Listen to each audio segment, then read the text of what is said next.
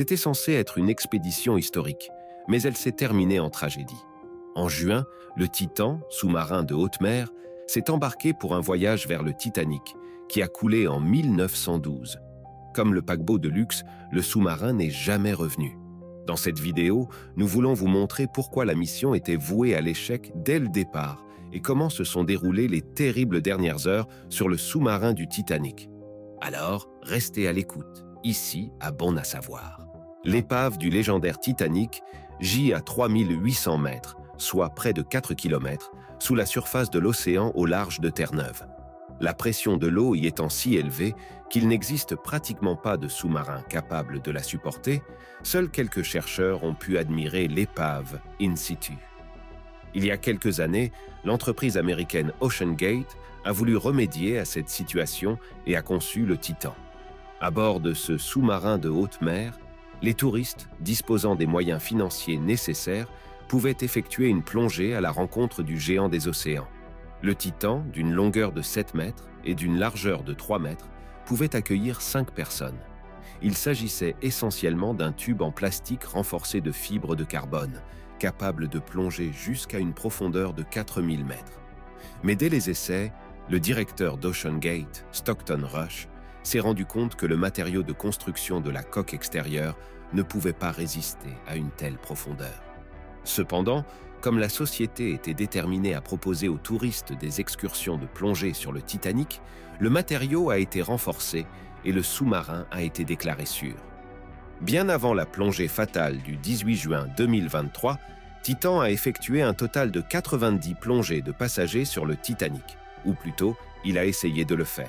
77 des 90 plongées ont dû être interrompues prématurément, et le fait que le sous-marin ait atteint le fond lors des tentatives restantes est probablement dû à la chance. Rob McCallum, expert des grands fonds qui travaillait pour OceanGate, avait averti à maintes reprises le patron de la société que le Titan présentait de graves lacunes en matière de sécurité et que ses activités devaient être interrompues immédiatement. Mais toutes ces objections ont été ignorées et il a été licencié. En outre, le sous-marin n'a jamais été approuvé ni même inspecté par une quelconque autorité de régulation ou agence de test. En effet, même pour les non-experts, le sous-marin semblait, de l'extérieur, ne jamais devoir être utilisé pour plonger à de grandes profondeurs. Une grande partie du sous-marin a été assemblée à partir de matériaux non certifiés et il a été contrôlé, sans plaisanter, à l'aide d'une manette de jeu standard comme celle que l'on peut acheter pour environ 30 $ sur Amazon.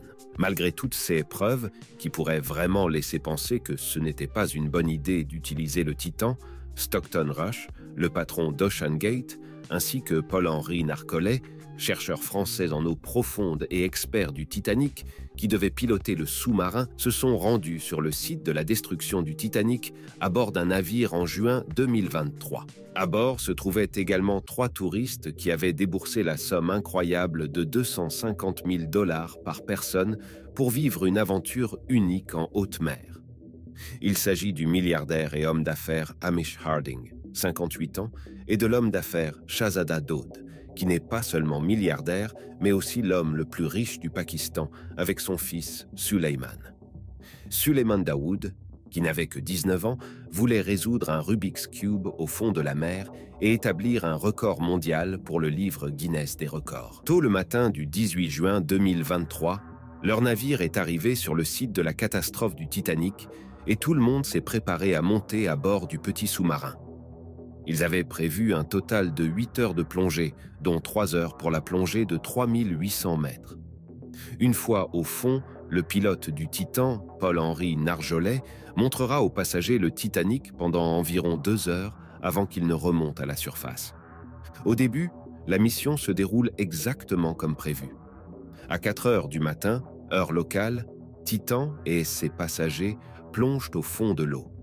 Pour des raisons de sécurité, le sous-marin envoyait en permanence des signaux au navire, ceux qui permettaient de déterminer sa position. La communication par signaux acoustiques était également possible. Cependant, au bout d'1 heure et 45 minutes, alors que le Titan avait parcouru un peu plus de la moitié de son trajet, tous les signaux ont cessé. C'est à ce moment-là que le drame a commencé, car la situation à bord de Titan n'était pas du tout claire.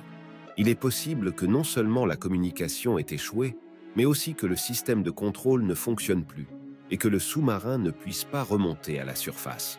De plus, personne ne sait exactement où se trouve le petit sous-marin.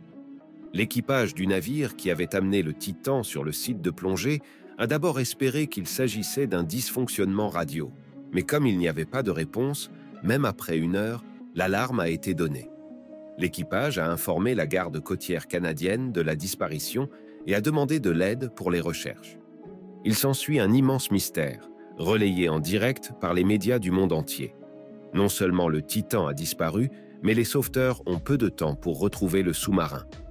En effet, le Titan, qui a coulé tôt dans la matinée du 18 juin, dispose au maximum de 96 heures d'oxygène.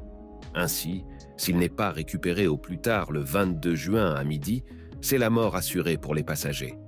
Une gigantesque opération de sauvetage se met alors en place. Dans l'espoir que le sous-marin puisse remonter à la surface par ses propres moyens, plusieurs avions sont envoyés à la recherche de la surface de la mer. Outre la garde côtière canadienne, l'armée de l'air canadienne, l'US Navy et d'autres agences gouvernementales, ainsi que des entreprises privées, participent aux recherches. Cependant, rien n'a été trouvé le 18 juin ni le lendemain. Le 20 juin, cependant, l'espoir renaît. Une équipe de recherche a détecté des bruits de choc périodiques dans l'eau. Il semble que les passagers du Titan soient coincés au fond de l'eau et tentent d'attirer l'attention sur eux en frappant désespérément les parois du sous-marin. Malheureusement, il n'est pas possible de déterminer l'endroit où les coups ont été frappés à l'origine. Le 21 juin, les coups ont continué, et comme leur emplacement ne pouvait toujours pas être déterminé, les sauveteurs ont doublé la zone de recherche. En outre, un véhicule sous-marin télécommandé spécial, pouvant être utilisé à des profondeurs allant jusqu'à 6000 mètres, a été acheminé par avion depuis les États-Unis. Dans une course contre la montre, ce submersible a ensuite fouillé les fonds marins. Mais il n'a rien trouvé jusqu'à l'épuisement estimé des réserves d'oxygène, le 22 juin à midi. Le même jour, à 18 h, l'engin télécommandé rencontre l'épave du petit sous-marin à 500 mètres de l'épave du Titanic. Il s'est avéré par la suite que le navire s'était probablement écrasé plusieurs centaines de mètres au-dessus de sa cible, tuant tous ceux qui se trouvaient à bord avant qu'ils n'aient pu apercevoir l'épave du Titanic. Lors de l'accident, probablement causé par une fissure dans la coque pressurisée du sous-marin, la pression à l'intérieur du sous-marin est devenue la même que la pression extérieure à une vitesse fulgurante. Titan et ceux qu'il contenait ne font plus qu'un.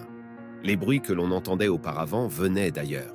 Un crash à une telle profondeur ne dure que quelques millisecondes et se produit si rapidement qu'aucun des passagers n'aurait eu conscience de sa mort. Une telle mort est donc totalement indolore.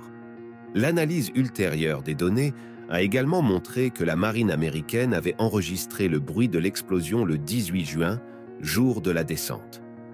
Bien que des efforts incroyables aient été déployés pour secourir les passagers, ceux-ci étaient morts depuis longtemps et, surtout par la suite, l'énorme opération de sauvetage et les reportages continus sur l'affaire ont fait l'objet de nombreuses critiques.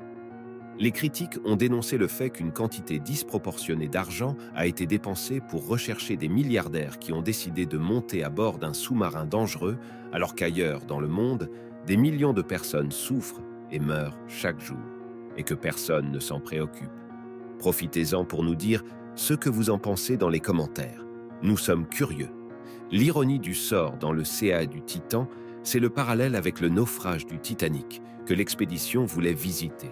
Dans le cas du paquebot, les responsables voulaient établir un record et ont délibérément ignoré de nombreux problèmes de sécurité et avertissements préalables, pour finalement effectuer le voyage comme prévu.